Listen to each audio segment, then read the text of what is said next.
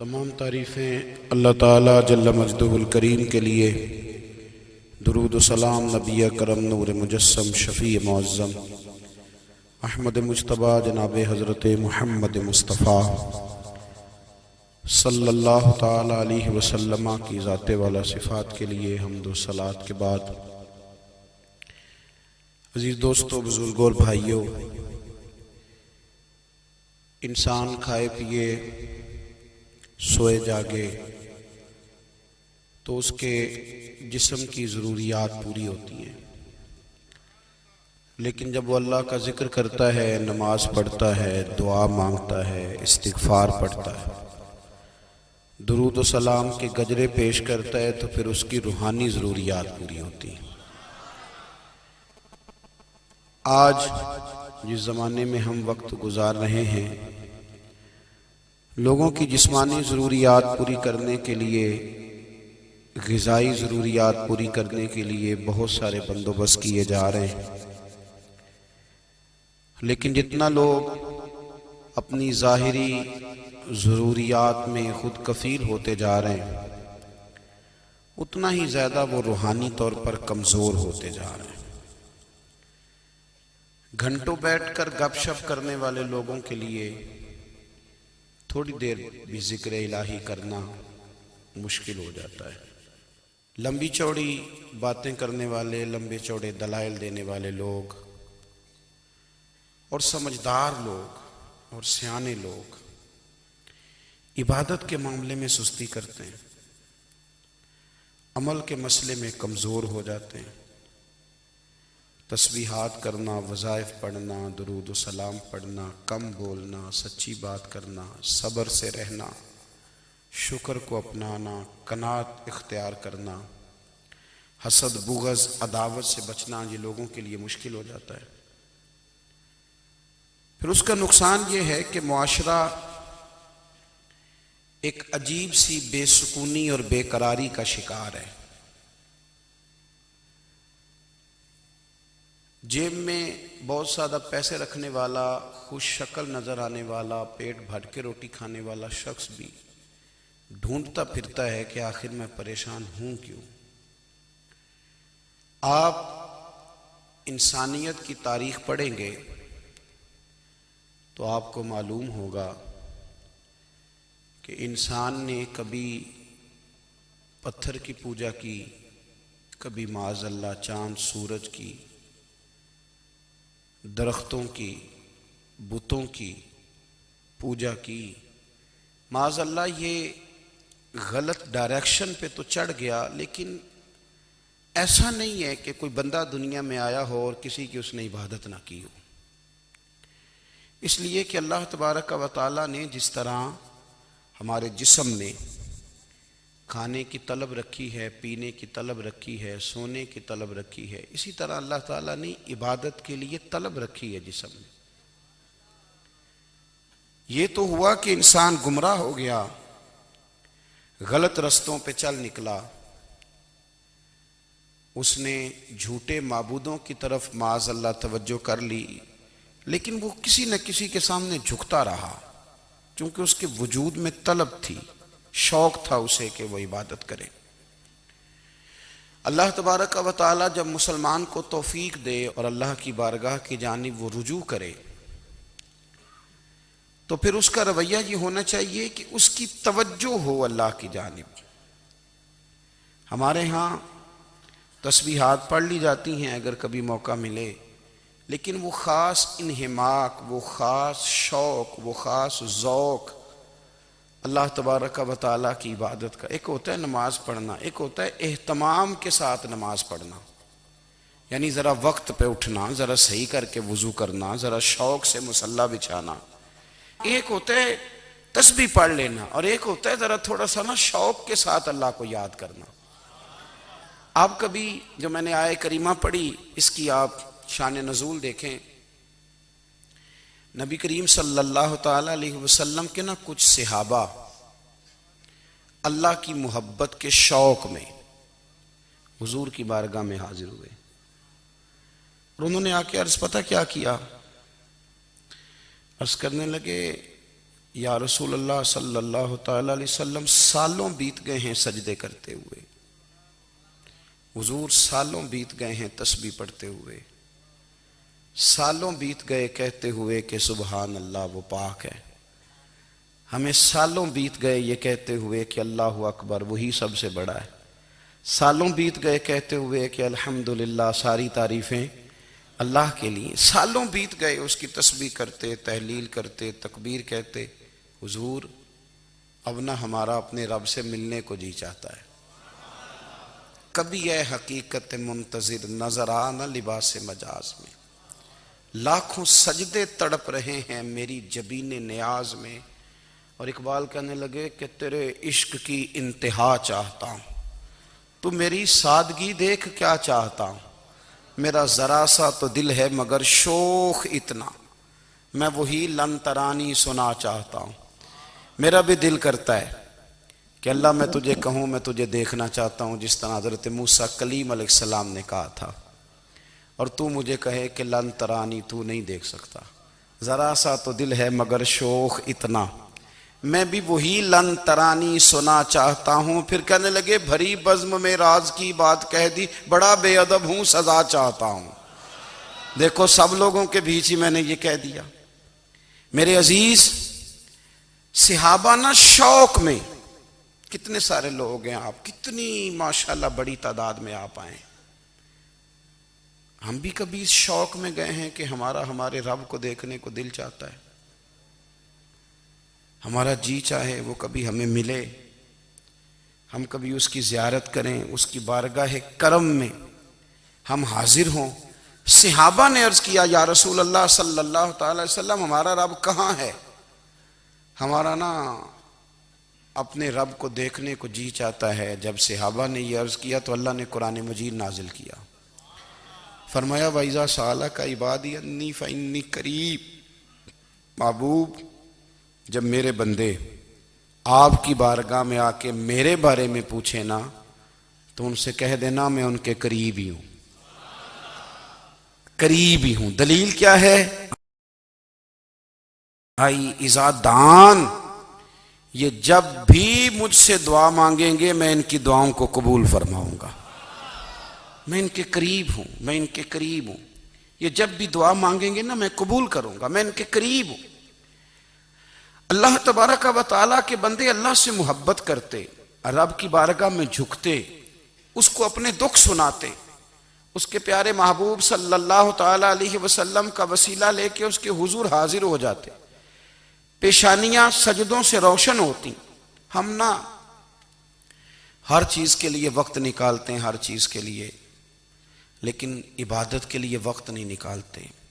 ہر شے آباد ہے، ہر شے، ہماری فیس بک بھی آباد ہے، واٹس ایپ بھی آباد ہے، ہمارے ٹویٹر بھی آباد ہیں، ہماری ہر چیز آباد ہے۔ سب سے کم آباد ہمارا مصلی رہ گیا ہے، سب سے کم۔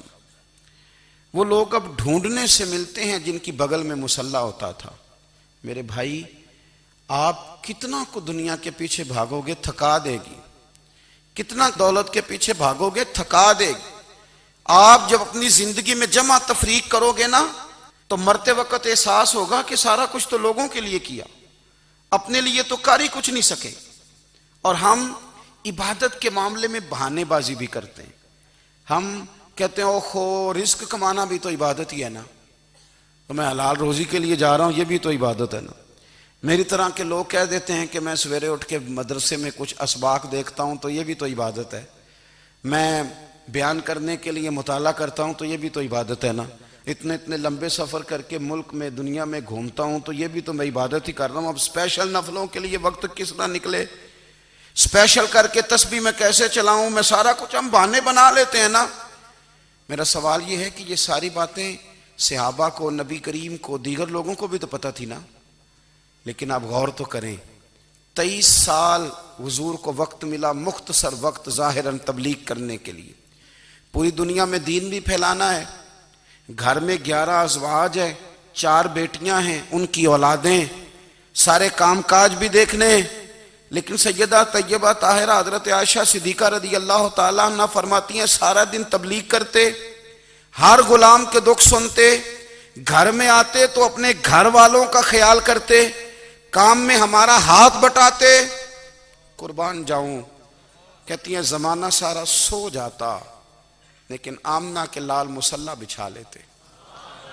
دنیا سو گئی ساری، سب سو گئے، جو خدام تھے، وہ جو غلام تھے، وہ سو گئے۔ صحیح مسلم نے لفظ ملیں گے، سیدہ پاک فرماتی ہیں او میرے نبی کے غلاموں، میں نے یہ رنگ بھی دیکھا ہے کہ حضور نے اتنا کھڑے رہے، اتنا قیام کیا، اتنا قیام کیا کہ مقدس پیروں میں ورم آ گئے، سوج گئے پیر، اتنے بڑے۔ دل پہ ہاتھ رکھ کے نہیں بتا سکتا کہ میرے کبھی نماز میں پیر سوج گئے ہوں، کوئی نہیں بتا سکتا۔ بچوں کی روٹی کماتے تھک گئے بات الگ ہے، ہم سیر کرنے گئے تو تھک گئے بات الگ ہے، لیکن عبادت میں یہ بھی تو مسلم شریف ہے نا، یہ بھی تو دین ہے نا، یہ بھی تو حضور کی سنت ہے، یہ بھی تو وہ چیز ہے جو کریم کی آنکھوں کی ٹھنڈک ہے۔ سیدہ فرماتی ہیں پیروں میں ورم آ گئے، اور ساری رات ہی حضور نے نماز پڑھی اور ایک ہی آیت بار بار دہرائی۔ مسجد نبوی میں بلال حبشی نے فجر کی اذان دے دی اور حضور ابھی مصلی پہ تھے، کریم فارغ ہوئے۔ میں نے عرض کی یا رسول اللہ صلی اللہ علیہ وسلم، آپ کے تو صدقے اللہ اگلے پچھلوں کے گناہ معاف کرے گا، تو آپ اتنی آہوزاری کیوں فرماتے ہیں؟ آپ تو شفیع ہیں، آپ تو انبیاء کے امام ہیں۔ تو حضور نے فرمایا عائشہ تم نے گنوایا ہے نا میرے اللہ کی مجھ پر کتنی رحمت ہے، افلا اکون عبدا شکورا، فرمایا اگر اس نے اتنی نعمتیں دی ہیں تو کیا میں اس کا شکر گزار بندہ نہ بنوں؟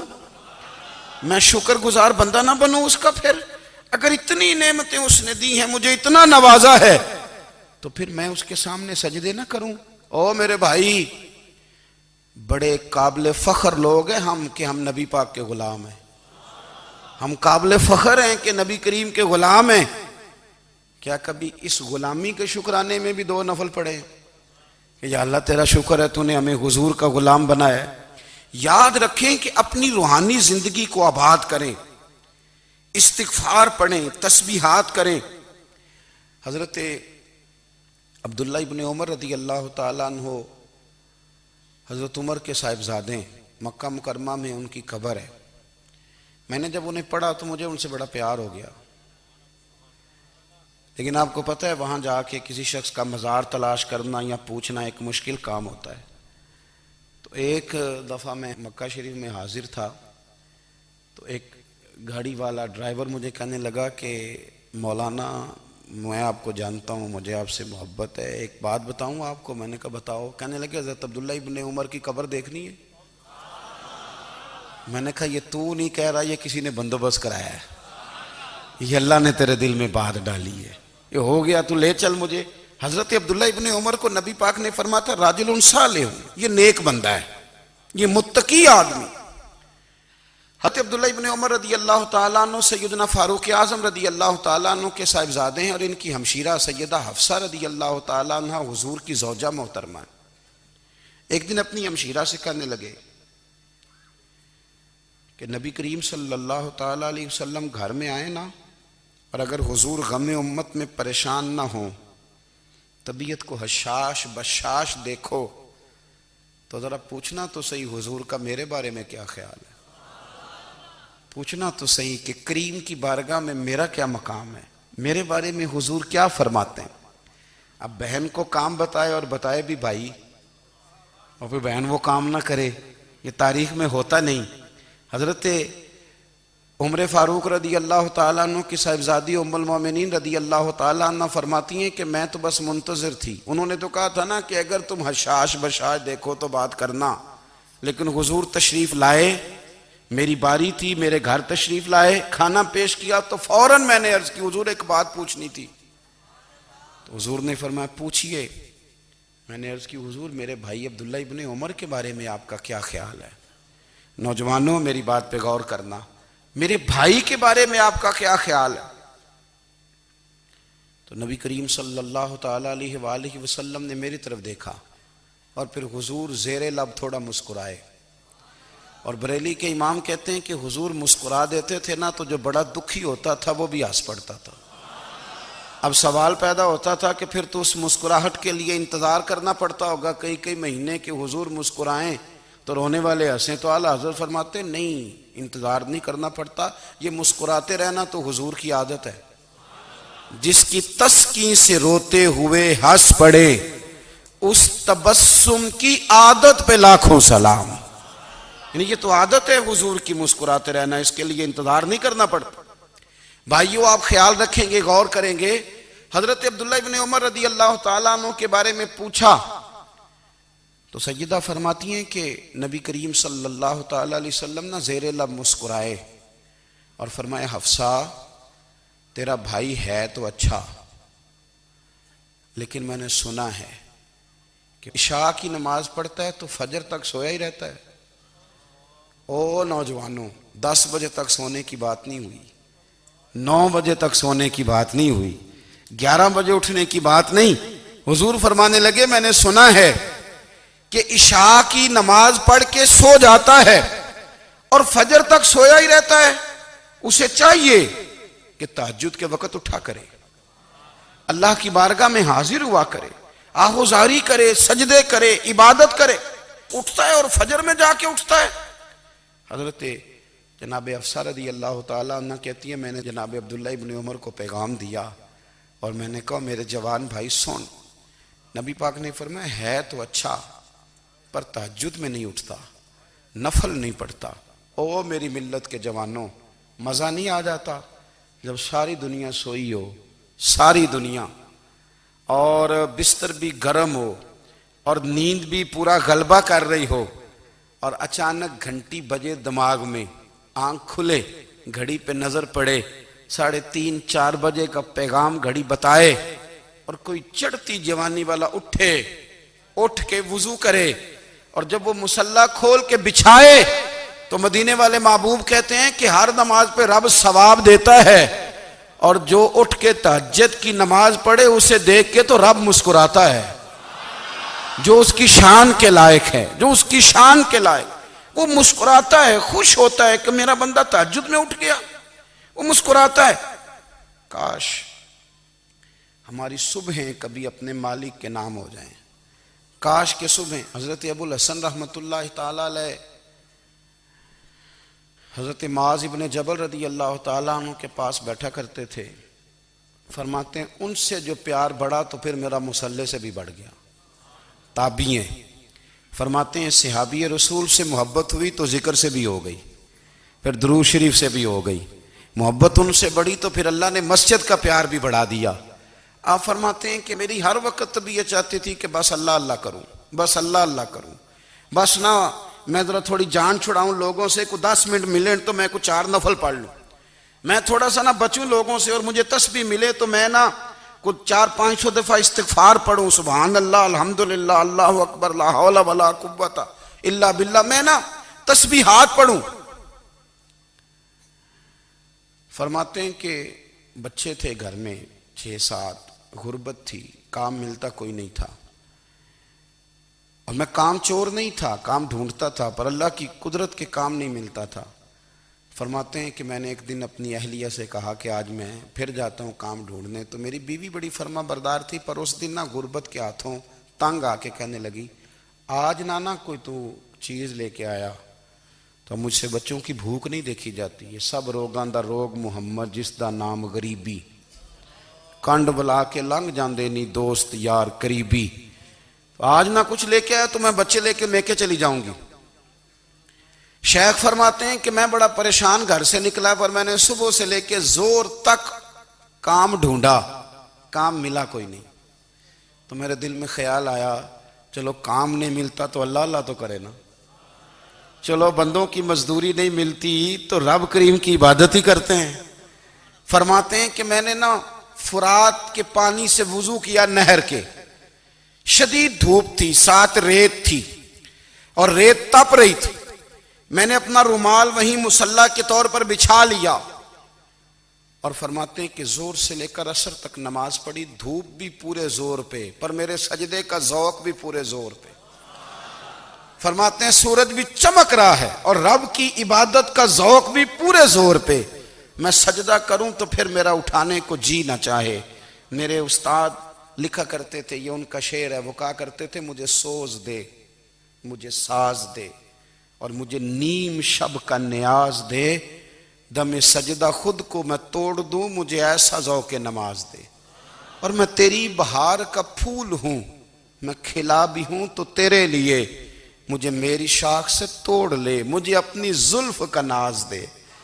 بھائی فرماتے ہیں کہ عصر تک میں نے نفل پڑھے، دل ڈھلنے لگا، عصر کی نماز پڑھی اور میں وہاں سے چلا۔ اب میں جب نکلنے لگا تو دل میں خیال آیا کہ چھوٹی چھوٹی دیواریں ہیں گھر کی، بغیر کچھ لیے جاؤں گا تو بیوی دور سے دیکھے گی تو شور کرے گی کہ پھر خالی ہاتھ آ گیا ہے۔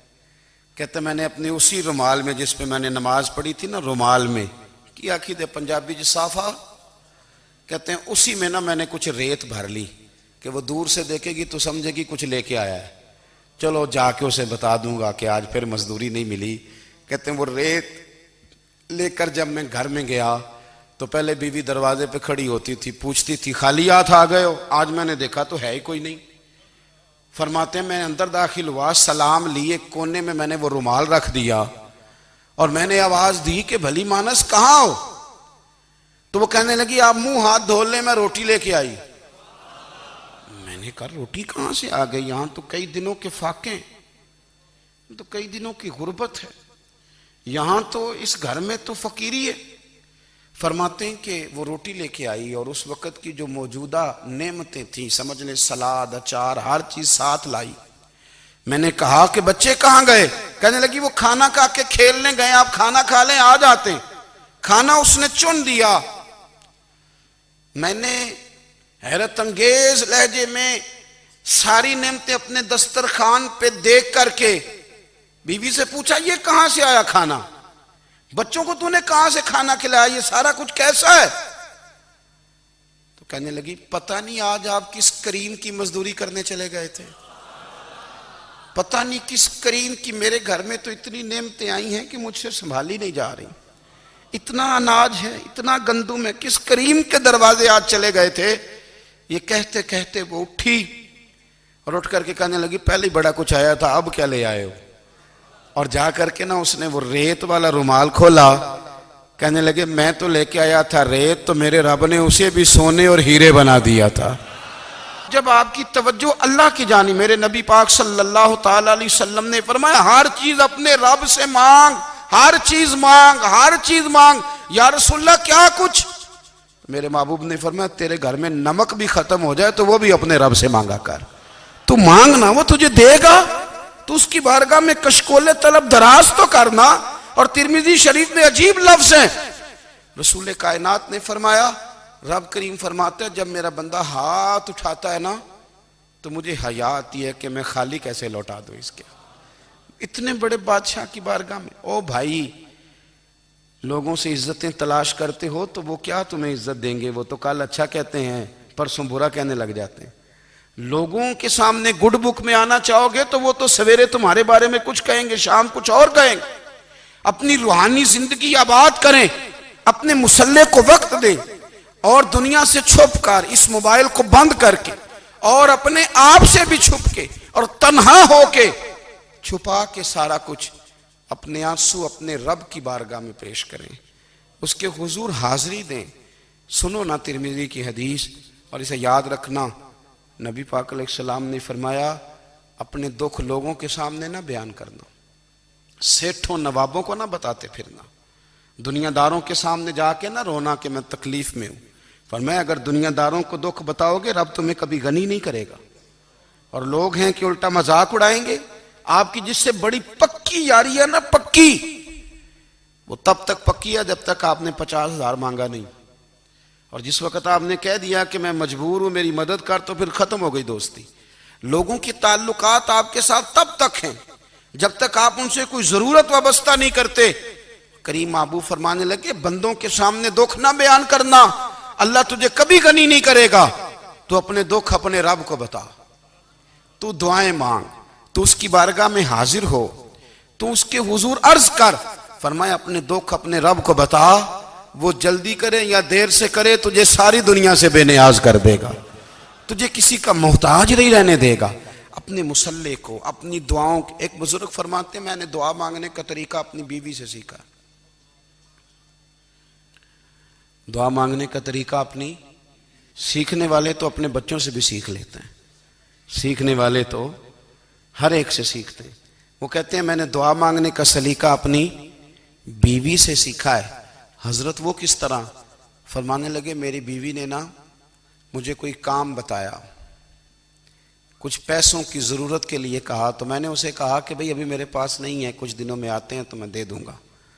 عورتوں کی عادت ہوتی ہے وہ بار بار یاد کراتی ہیں. 2-4 دنوں کے بعد پھر اس نے کہا حضرت وہ میں نے کہا تھا کچھ پیسے، میں نے اسے کہا کہ ابھی میرے پاس نہیں ہے، کچھ دنوں میں ملتے ہیں تو میں تمہیں دے دوں گا. اس نے کچھ دنوں کے بعد پھر کہا حضور وہ میں نے کچھ پیسے کہے تھے. فرماتے میں نے ڈانٹ دیا، میں نے کہا کہ کیا تو روز مجھے شرمندہ کرتی ہے، کہا نا میرے پاس نہیں ہے، ہوں گے تو دے دوں گا، تو روز یاد کراتی ہے. فرماتے ہیں اس نے پہلے تو میری ڈانٹ کو سہا، پھر میرے سخت جملوں نے اس کی آنکھوں میں آنسو پیدا کر دیے، پھر اس نے اپنے آنچل میں اپنے اس دکھ کو سمیٹا، اور پھر اس نے ایک جملہ کہا تو میں رو پڑا، اور مجھے اپنے رب سے مانگنے کا طریقہ آ گیا. مجھے کہنے لگی حضرت جی آپ نے ڈانٹ دیا میں نے سہ لیا، پر آپ ہی میرے شوہر ہیں، بتائیں نا آپ سے نہ کہوں تو میں کس سے جا کے کہوں. فرماتے ہیں میں رو پڑا، اور میں کھل کے رویا، اور میں تڑپ کے رویا، اور پھر میری سسکیاں بند گئیں. تو مجھے کہنے لگی آپ کو کیا ہوا؟ میں نے کہا مجھے بھی دعا مانگنی آ گئی ہے. جب میں اسے کہوں گا نا اللہ تو ہی میرا رب ہے، میں تجھ سے نہ کہوں تو میں کس سے جا کے کہوں؟ میں کیوں کسی بندے سے سوال کروں؟ میں کیوں کسی دنیا دار سے کہوں؟ میں تیرے بندوں کا، نیک بندوں کا وسیلہ لے کے، تیرے محبوب کی غلامی لے کے تیری بارگاہ میں آئیں، تجھ سے نہ مانگوں تو کس سے مانگوں؟ سمجھ آ گئی ہے. جب میں اس رنگ میں مانگوں گا تو پھر رب میرے اوپر بڑا ہی فضل فرمائے گا، وہ میرے اوپر بڑی رحمت کرے گا، وہ میرے لیے آسانیاں کرے. عزیز دوستو ہم اس طرح کرنے لگ گئے ہیں کہ ہم نے نا اپنے تعلقات پر اعتماد کرنا شروع کر دیا ہے. میرے تعلقات بہت ہیں. ہم نے اپنی دولت پر اعتماد کرنا شروع کر دیا ہے، میرے پاس دولت بہت ہے. ہم نے اپنے علم پر، اپنی شہرت پر اعتماد کرنا شروع کر دیا ہے کہ میرے پاس فلاں چیز بہت ہے. یاد رکھنا جب بے نیاز اپنی صفت بے نیازی دکھاتا ہے تو بڑی بڑی دولتوں والے مجبور نظر آتے ہیں. بھائیو جب انسان کا رشتہ اپنے مالک کے ساتھ ہوتا ہے پھر تو غم بھی کچھ نہیں کہتے، پریشانیاں بھی کچھ نہیں کہتی، پھر تو زندگی صبر والی، پھر تو زندگی توکل والی، پھر تو زندگی بھروسے والی. پھر انسان اپنے آپ کو رسوا نہیں کرتا. دنیا داروں سے امیدیں اس کی ختم ہو جاتی، امیدیں اللہ رسول سے لگا لیتا ہے، مضبوط ہو جاتا ہے، مضبوط، طاقتور ہو جاتا ہے، خوددار ہو جاتا ہے، باوقار باعزت ہو جاتا ہے. حضرت بہلول دانا رحمت اللہ علیہ بیٹھے تھے تو ہارون رشید حج کر کے آ رہا تھا، تو رستے میں حضرت شیخ سے ملاقات ہو گئی تو السلام علیکم کے بعد کہنے لگا حضور کوئی حکم ہو تو بتائیے گا. تو حضرت بہلول دانا فرمانے لگے تیرا رب کون ہے؟ اس نے کہا اللہ. تو فرمایا میرا کون ہے؟ کہا اللہ. فرمانے لگے تو بڑا ہی بیوقوف ہے، کیا تو یہ سمجھتا ہے کہ رب ہارون رشید کو تو دے گا اور بہلول دانا کو بھول جائے گا؟ تیرا بھی وہی رب ہے، میرا بھی وہی رب ہے. اس نے اگر تجھے دے کے آزمایا ہے تو ہو سکتا ہے مجھے نہ دے کے آزما رہا ہو. جب اس کی حکمت کے تقاضے ہوں گے تو عطا کرے گا اور دے گا. تو جا اپنا کام کر. بھائی اپنی روحانی زندگی، اپنی عبادات، اپنے وظائف، اپنے روزمرہ کے معاملات، اپنی دعائیں، اپنا استغفار. دیکھو کوئی مشکل کام تو نہیں، 2 رکوع ہیں سورہ واقعہ کہ اگر رات کو پڑھ لی جائے تو. میں کس طرح یہ بات بیان کروں کہ تعویذ بانٹنا آسان ہے اور وظیفہ بتانا مشکل ہے. سارا دن تعویذ بانٹیں تو لوگ لینے کو تیار ہیں، اور اگر آپ وظیفہ بتائیں تو کہتے ہیں تو مشکل کام ہے. او خدا کے بندے، اگر آپ کا تعلق قرآن پاک کے ساتھ مضبوط ہو، قرآن پاک کے ساتھ اگر آپ کا رشتہ ہو، لوگ سفارشیں ڈھونڈتے ہیں نا دنیا میں، کوئی تعلق مل جائے تو میرا کام ہو جائے. دنیا میں اتنا مشکل معاملہ ہے، آخرت میں مجھے بتائیے گا کتنا مشکل معاملہ ہوگا.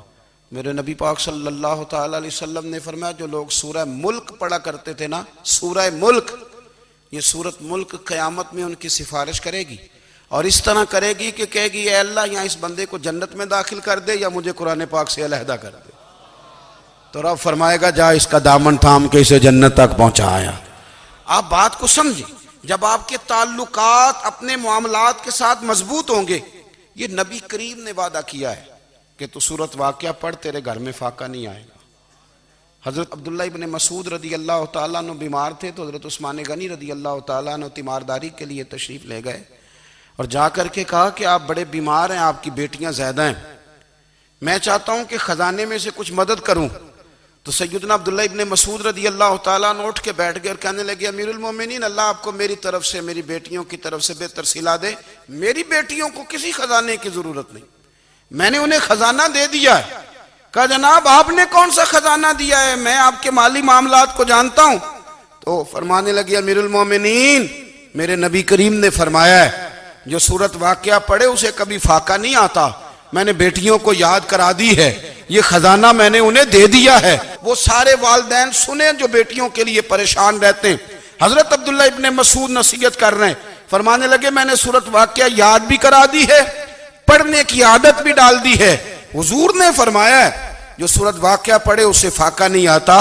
کہنے لگے چاند تو اپنی جگہ چھوڑ سکتا ہے, سورج گر سکتا ہے, تارے ٹوٹ سکتے ہیں, پر مدینے والے رسول کی بات غلط نہیں ہو سکتی. حضور نے فرمایا فاقہ نہیں آئے گا تو انشاءاللہ کبھی بھی نہیں آئے گا. کرنے کا کام یہ ہے کہ ہم اپنے معاملات, اپنی عبادات, اپنی دعائیں کبھی 10 منٹ عادت ہو جائے نا دعا مانگنے کی علیحدہ سے رات کو. حضور نے فرمایا جو فرض نماز کے بعد دعا مانگے اللہ اس کی قبول کر لیتا ہے. نبی پاک صلی اللہ تعالیٰ علیہ وسلم نے فرمایا اللہ مسافر کی دعا قبول فرماتا ہے. حضور نے فرمایا اللہ مظلوم کی دعا قبول فرماتا ہے. حضور نے فرمایا بیمار سے دعا کراؤ اللہ اس کی دعا قبول فرماتا ہے. میرے نبی پاک نے فرمایا ماں باپ جب بھی اولاد کے لیے ہاتھ اٹھائیں, ویسے تے بلے شاہ تو آسمانی اڈ دیا ہی پھڑ دیں, جڑا گھر بیٹھا انہوں بڑھیا ہی نہیں. حضور فرمانے لگے ماں باپ جب بھی اولاد کے لیے دعا فرمائیں اللہ ان کی دعا کو قبول کرتا ہے. آپ اپنا تعلق بنائیں دعا کے ساتھ, عبادت کے ساتھ, مصلی کے ساتھ رشتہ بنائیں, استغفار پڑھیں. صلاح الدین ایوبی صلیبی جنگوں میں تھے, رات کو مسجد اقصیٰ میں نماز پڑھی تو پریشان تھے. ایک بزرگ سے ملاقات ہوئی تو وہ کہنے لگے کہ آپ بڑے پریشان ہیں. کہنے لگے حضور پریشان اس لیے ہوں کہ پہلے ہی مسلمان کمزور ہے, اب میں نے سنا ہے دشمن کا ایک بحری بیڑا وہ جنگی سامان سے بھرا ہوا آ رہا ہے, تو اب ان کے پاس اور تلواریں اور نیزے آ جائیں گے, مسلمانوں کے پاس پہلے ہی وسائل کی کمی ہے, پریشان ہو کس طرح کر کے مقابلہ کریں گے. یہ بات کہتے ہی صلاح الدین ایوبی نے بزرگوں سے کہا حضور آپ بھی دعا کرنا, دعا کی بڑی طاقت ہے. میرے نبی پاک نے فرمایا دعا مومن کا ہتھیار ہے, دعا مومن کا, دعا مومن کا. حضور نے فرمایا تقدیر کو سوائے دعا کے کوئی چیز نہیں بدل سکتی. دعا مومن کا ہتھیار ہے, یہ کافر کے پاس کوئی نہیں, یہ ہتھیار ہے مومن کا. اللہ کرے آپ کو سمجھ آئے, پھر سنیں کئی بار کہہ چکا ہوں یہ ہتھیار ہے. کافر کے مقابلے میں جو تیرے پاس سب سے بڑا ہتھیار ہے وہ دعا ہے. دعائیں کرانی چھوڑ دی, کرنی چھوڑ دی, لینی چھوڑ دی. حضرت سیدنا انس بن مالک رضی اللہ تعالیٰ عنہ فرمایا کرتے تھے میں نے وہ رنگ دیکھا ہے جب حضور دعا مانگتے تھے اور حضور کی مقدس آنکھوں میں آنسو بھی ساتھ ہی بہا کرتے تھے, میں نے وہ انداز دیکھا ہے. تو صلاح الدین ایوبی بزرگ سے کہنے لگے آپ بھی دعا کیجیے, اور خود رونے لگے اور سر سجدے میں رکھ کے رونے لگے, اور عشاء سے لے کر فجر تک روئے, خوب روئے. صبح وہ بزرگ آئے تو صلاح الدین ایوبی کا خوبصورت اور ہنستا ہوا چہرہ دیکھا. کہنے لگے آپ بڑے خوش ہیں, رات تو میں نے بڑے روتے ہوئے دیکھا تھا. تو کہنے لگے حضور وہ جو بحری بیڑا آ رہا تھا نا وہ پانی میں ڈوب گیا ہے, اب وہ نہیں آ رہا, ابھی خبر آئی ہے تو میں بڑا خوش ہوں. بزرگ کہنے لگے اٹھ سینے سے لگ, اور سن ایک بات, وہ بحری بیڑا پانی میں نہیں ڈوبا, وہ تیرے آنسوؤں میں ڈوب گیا ہے. وہ جو تو رات رویا ہے نا رب کریم کی بارگاہ میں تو وہ ڈوب گیا ہے. بھائی اپنا مصلی کا، عبادت کا، وظائف کا، اللہ اللہ کا سلسلہ اس کو مضبوط کرے، اپنی دعاؤں کے تعلق کو مضبوط کرے۔ دعائیں بڑے انقلاب برپا کر دیتی ہیں۔ ہم تھوڑے تھوڑے نا جب سے خشک ہوئے ہیں نا، خشک، اور میری تو جماعت ہی صوفیاء کی جماعت تھی، ہم تو داتا علی اجمیری کی جماعت سے، ہم تو خواجہ اجمیری کی جماعت سے، ہم تو شیخ احمد فاروق سرہندی کی جماعت سے، ہم تو صوفیاء کی جماعت۔ ہماری جماعت نے بھی وہ تعلق جو ہمارے بزرگوں نے بنایا تھا۔ بزرگ اللہ کے قریب کیسے جاتا ہے؟ ہمارے یہاں نا بہت سارے لوگ کہتے ہیں جی نظر ہو گئی تو کام ہو گیا۔ بھائی جو بخاری مسلم میں طریقہ ہے نا اللہ کا قرب پانے کا، وہ تو نفل ہے۔